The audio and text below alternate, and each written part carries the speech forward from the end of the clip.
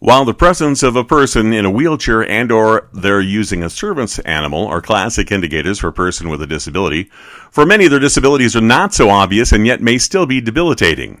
According to the Invisibility Disability Association, conditions that are mental, physical, or neurological that impacts a person's activities, senses, or movements that are not obvious but are invisible to an outside person qualify as an invisible disability.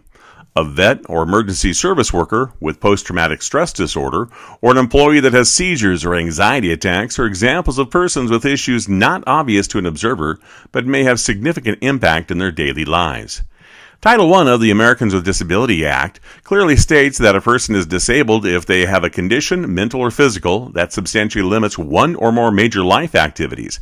The Act prohibits discrimination and provides reasonable accommodation in work for qualified applicants.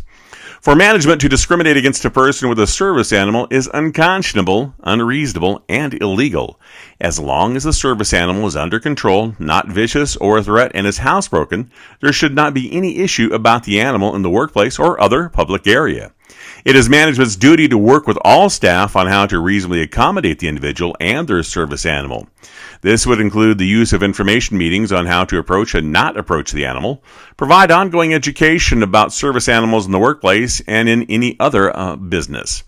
Also provide ongoing training specifically for disabilities and the generalized anxiety disorder and reasonable accommodation. On December 4th, the EEOC sued Direct Optical out of Michigan for the discrimination of an optician with general anxiety disorder, depression, and PTSD.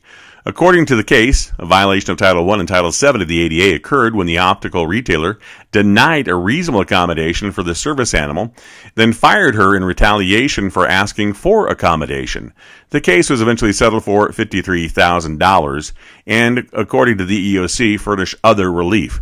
The other relief included a consent agreement and that consent decree requiring ongoing training, monitoring, and a permanent anti-discrimination injunction. As a person with invisible disabilities, it is very frustrating and at times career-limiting to request accommodation. My life has been impacted profoundly due to injuries suffered in the fire service, a youth-born illness and disease, and profound learning disabilities.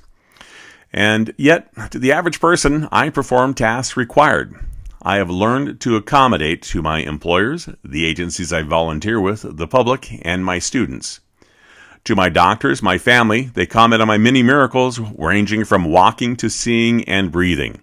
And yet people without disabilities do not know my or our daily struggles with pain and sometimes the simplest tasks. But it is our life, our path, and I know many others that are less fortunate and more profoundly disabled.